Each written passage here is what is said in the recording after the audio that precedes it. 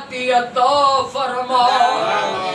अज नाई मुहर्रम जो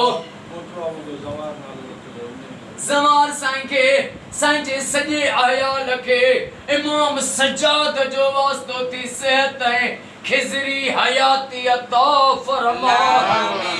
ओ मौला ए करीम अज नाई मुहर्रम सुबह को वठी मौला जो इन घर में न्याज हलियो ओ मौला कबूल फरमा। ओ मौला अज दही जी रात मुझो इमाम मजलूम सरदार हिन दुनिया में मेहमान जडे दही जी रात थी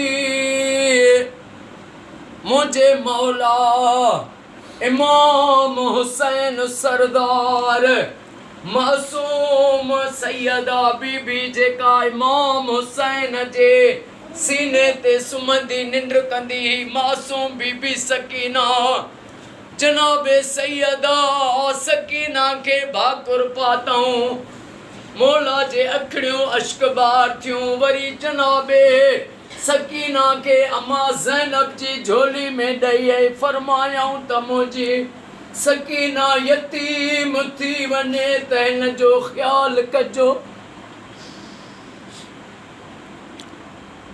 अम्मा सैयदा ज़ैनब रोई करे चमन लगी त आका जने सकीना बाबा बाबा करे रोईंदी त हिन के केर पर चाहींदो। ओ मौला उन सैयदा सकीना बीबी इमाम हुसैन अली असगर अम्मा ज़ैनब जो वास्तो थी इन घराने के कयामत ताईं आबाद फरमा। सजी दुनिया जे मोमिनन के गमे हुसैन को सवा बिन दुनिया जे गमन को पनाह ऐं निजात अता फरमा। पर जेको हुसैन जे लाइ नथो रोए उनखे दुनिया जे गमन में जकड़ाए छॾ। जेको हुसैन जे लाइ रोए उनखे ॿियनि दुनिया जे ॾुखनि खां क़यामत ताईं अली अकबर जो वास्तो थी निजात अता फरमा। मौला सॼी दुनिया में जिन मोमिनन भी मौला जो न्याज़ कयो आहे सबीलूं कयूं अथऊं मौला जी ग़ुलामी ॾिनी अथऊं मजलिसूं कयूं अथऊं सलवातूं पढ़ायूं अथऊं मौला जे राह में हलिया आहिनि आज़ादारियूं कयूं अथऊं सभिनी जो ग़ुलामियूं पंहिंजी बारगाह में क़बूल फरमा। अली असगर जो वास्तो थी अॼु जेके बि न दुआ में शरीक आहियूं असां सभिनी जो बेड़ो तार।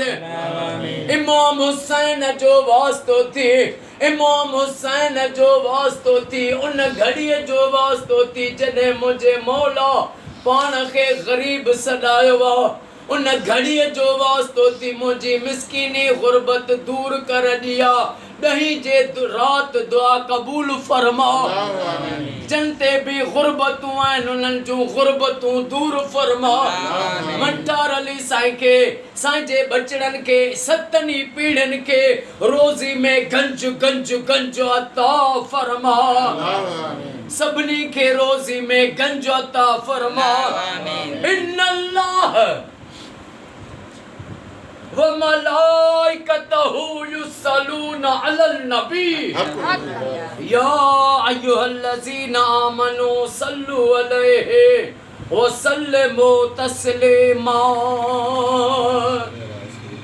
अल्लाहुम्मा सल्लि अला सय्यदना व मौलाना मुहम्मदिन निल्लज़ी अवल नूरहू व आखिर ज़हूरहू व रहमतल लिल आलमीन वजूदहू ला इलाहा इल्लल्लाह मुहम्मदुर रसूलुल्लाह नारे हैदरी लब्बैक।